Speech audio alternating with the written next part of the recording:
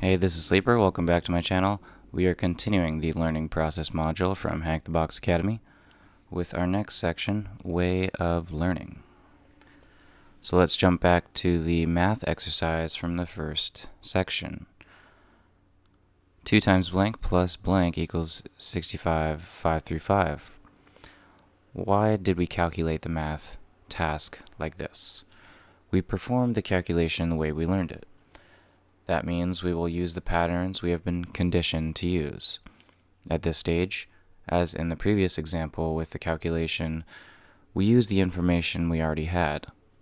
This art of thinking, called outside the box, is an essential part of the hacker mindset, or the way we must think as penetration testers to solve complex problems.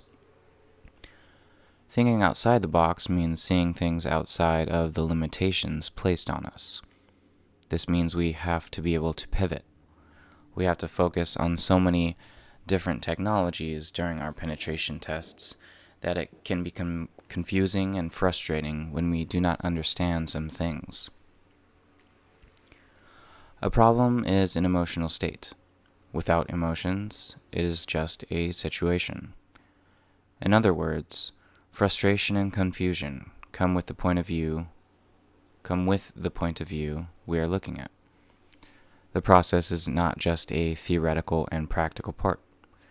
It is also our learning process and progress that largely depends on our emotional state. If we feel good and we know we will reach our goal, we will be successful. Another essential part that makes you successful is that you know your goal. Imagine the following scenario. You're standing still in a room, and your instructor instructs you to move across the room, and you start moving. After a while, the instructor puts a chair in your way.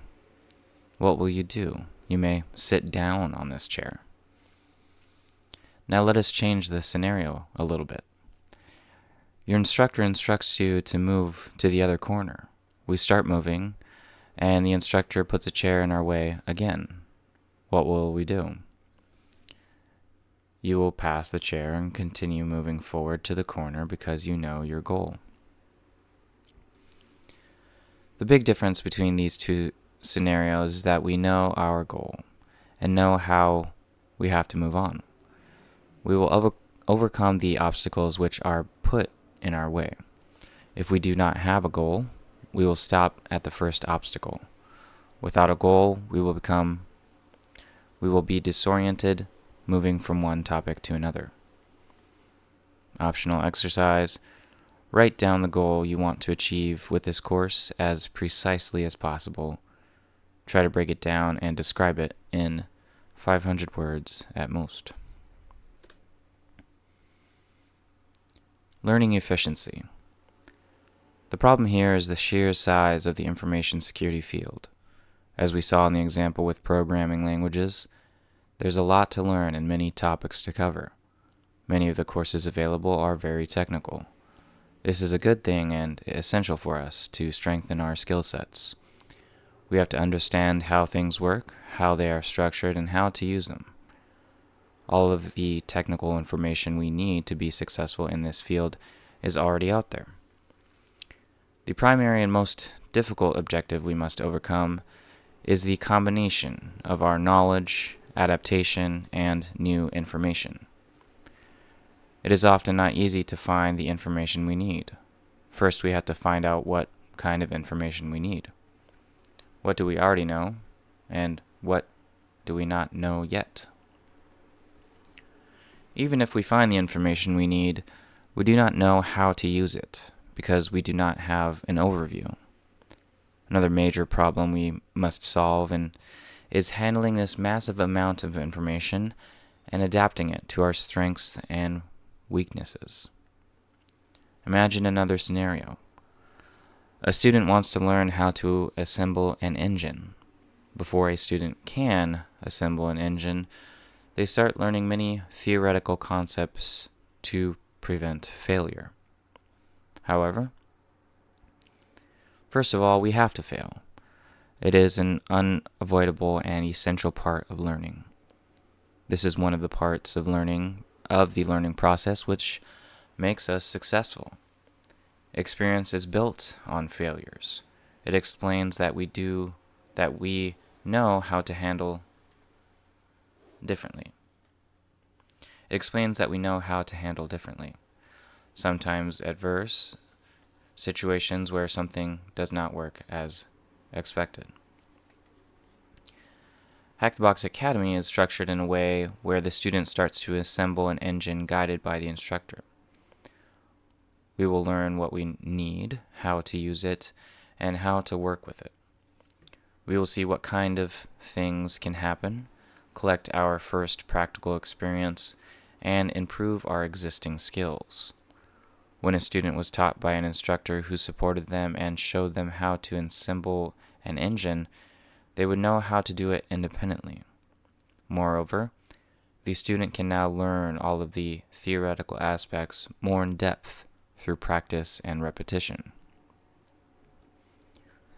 In Academy, we will learn not only the basics of penetration testing, but also how to learn faster, structure our knowledge, find the information we need, and get the overview. Many companies are searching for good penetration testers and information security specialists. However, what does it mean to be good?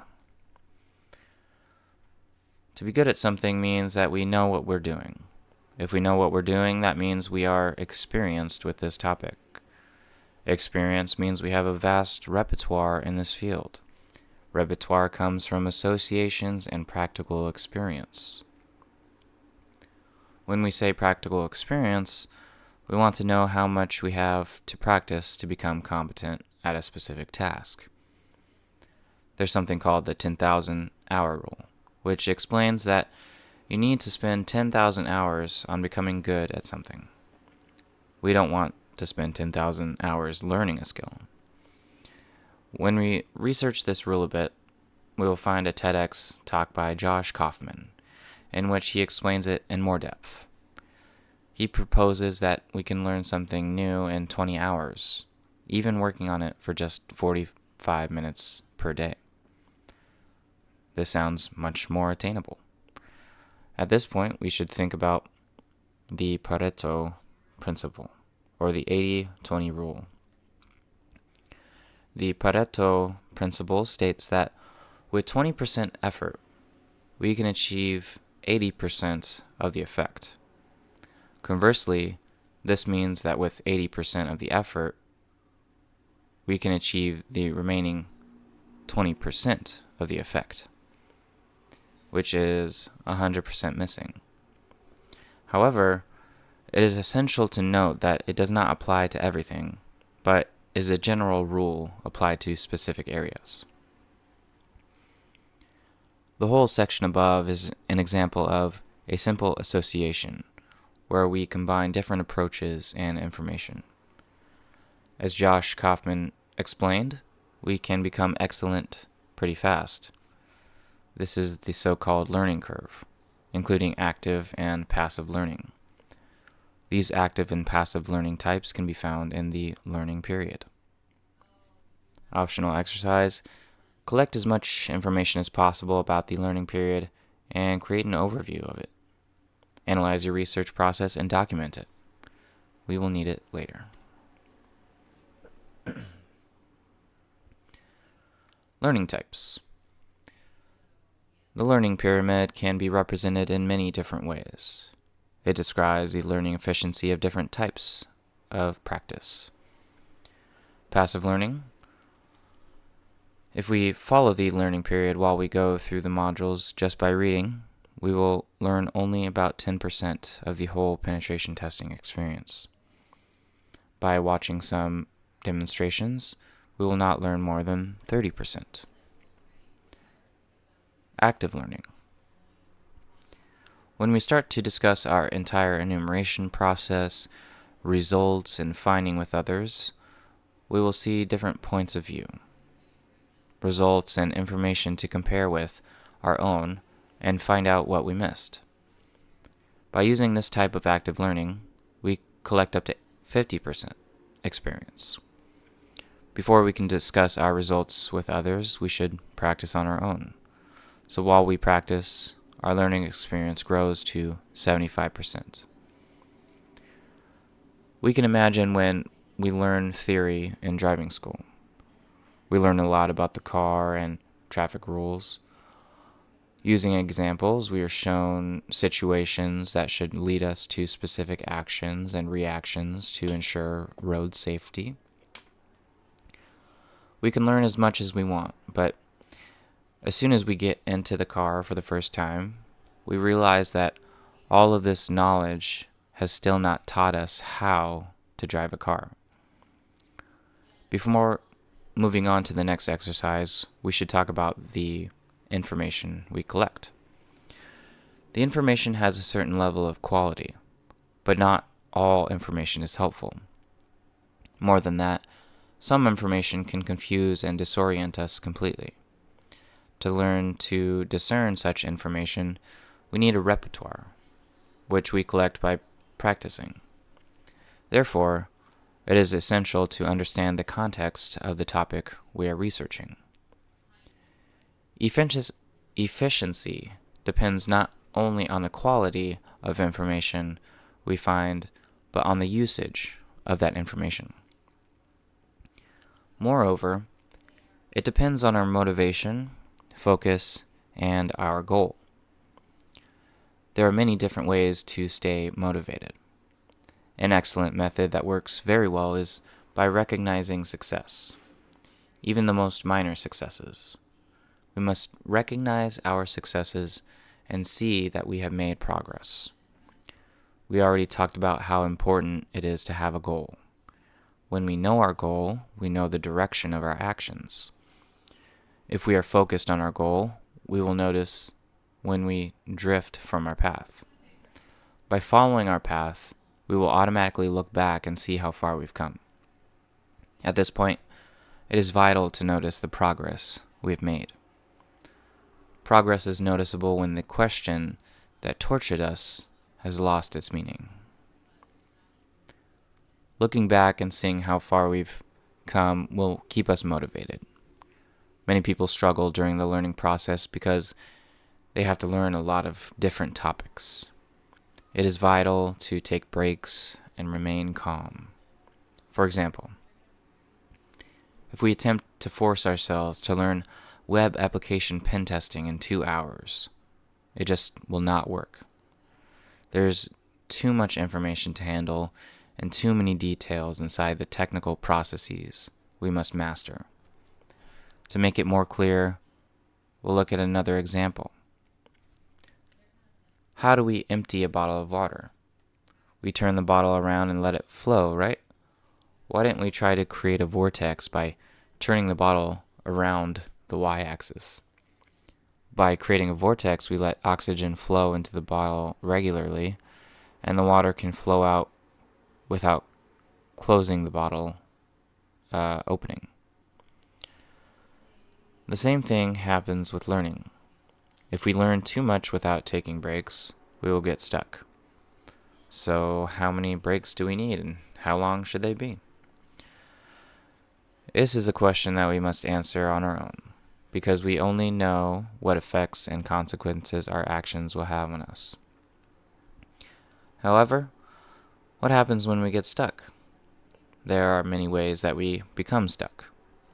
It could be that we focused too much and lost the context of the task at hand, or we are tired and did not take enough breaks. Solving a problem like this requires creativity. In penetration testing, it is essential to pay attention to details that appear unimportant at first glance. If we look back and we see some terms printed in bold and green, and if we take a closer look, we will see that they have an essential meaning in the process. Here it is crucial to train the eye to notice even the most minor details. All of our knowledge and experiences are based on associations that connect us with different perceptions, such as colors and smells. For example, through different situations, known to us as memories. These will be recalled later, either actively or passively.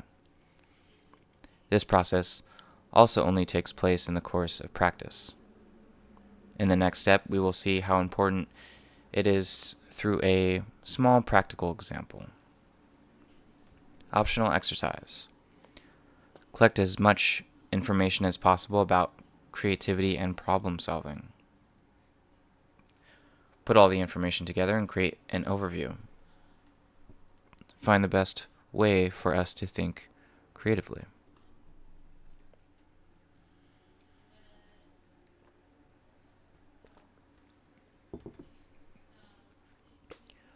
The brain.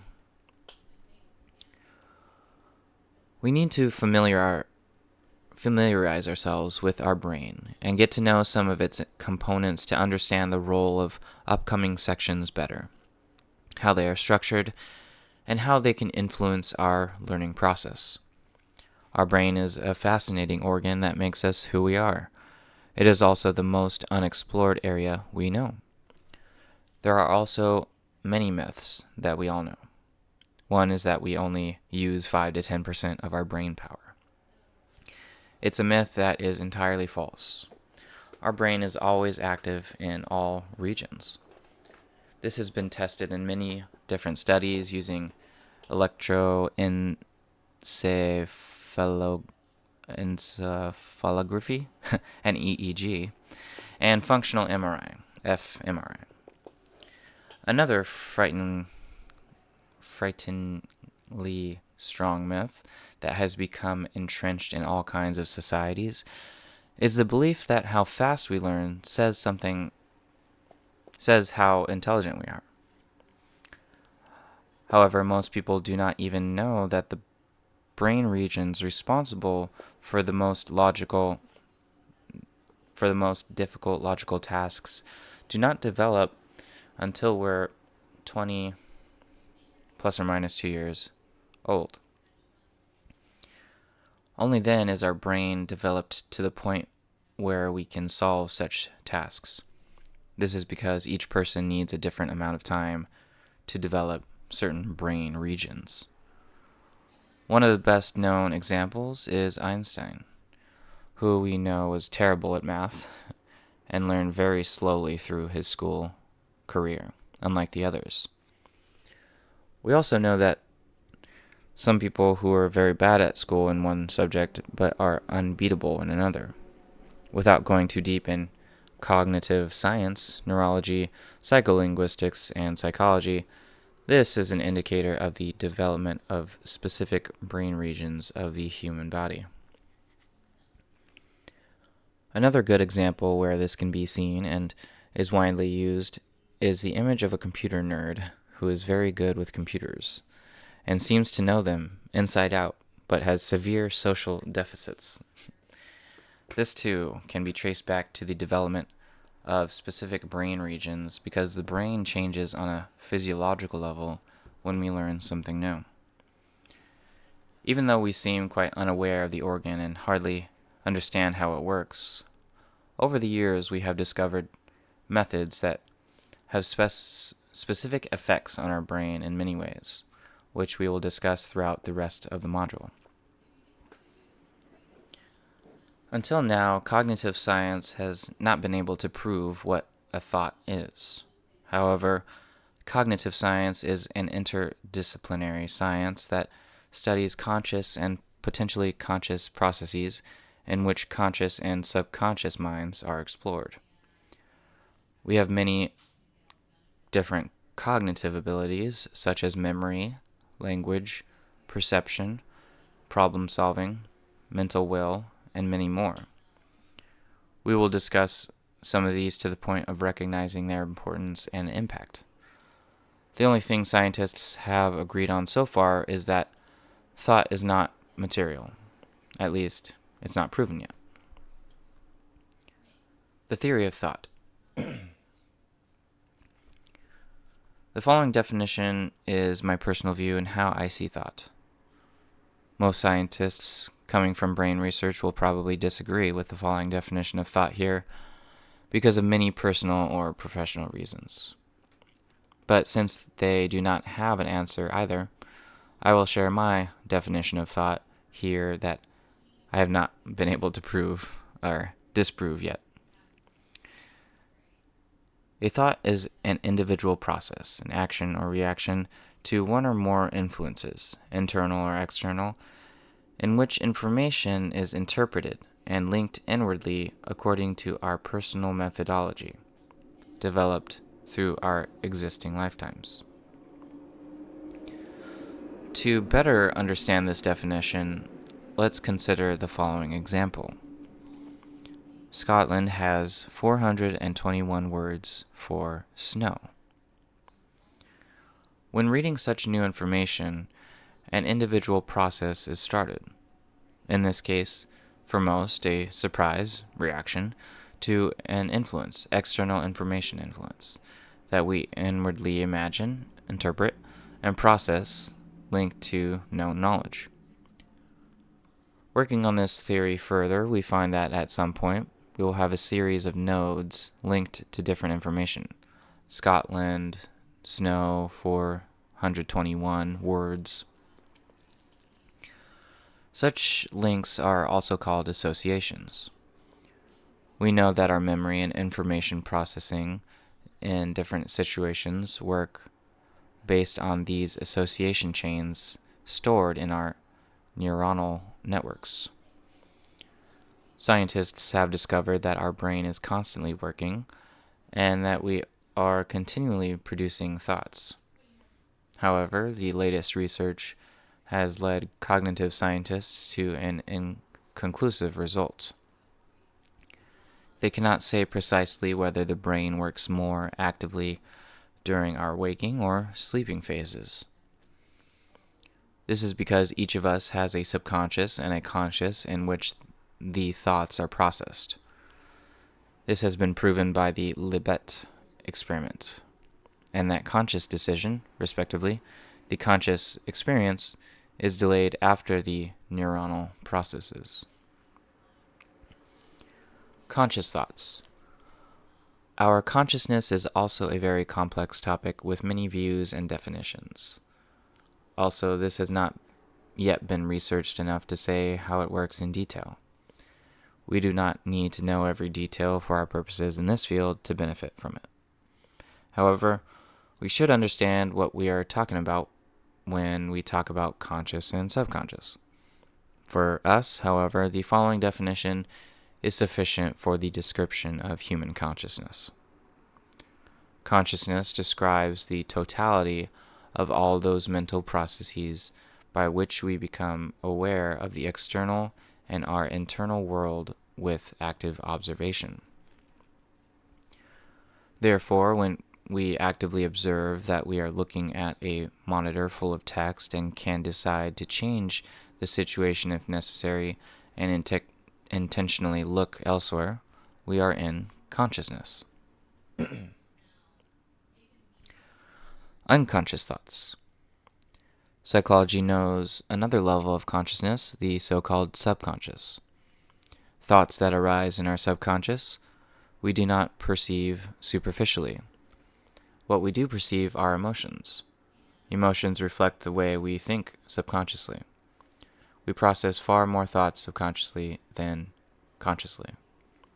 Nevertheless, subconscious thoughts influence what we do. Studies have shown, among other things, that the subconscious mind has already made a decision 30 seconds before we become aware of it. One of the first people to study the subconscious was Sigmund Freud, who lived about 100 years ago.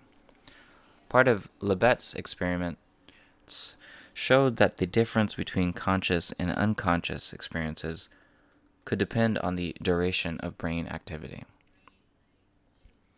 In these experiments, subjects were given stimuli to the ascending sensory pathway in the thalamus. For example, the subject saw 2 lamps, each of which was illuminated alternately for 1 second. Subjects were asked to say which of the 2 lamps was lit when the stimulus was administered. If the stimulus lasted for less than half a second, they did not consciously perceive the stimulus. However, even if they did not consciously perceive the stimulus, the subjects were asked to guess which lamp was lit while the stimulus was administered. This showed that even if the subjects were not consciously aware of the stimulus, they guessed correctly much more frequently than at random, 50%. When the stimulus lasted for 150 to 260 milliseconds, the subjects guessed correctly 75% of the time. For the test subjects to perceive the stimulus consciously, the stimulus had to be 500 milliseconds.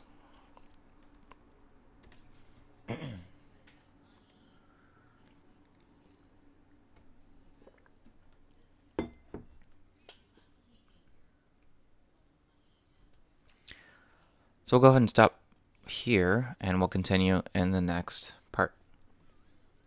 My name is Sleeper, and that's a wrap. Until next time.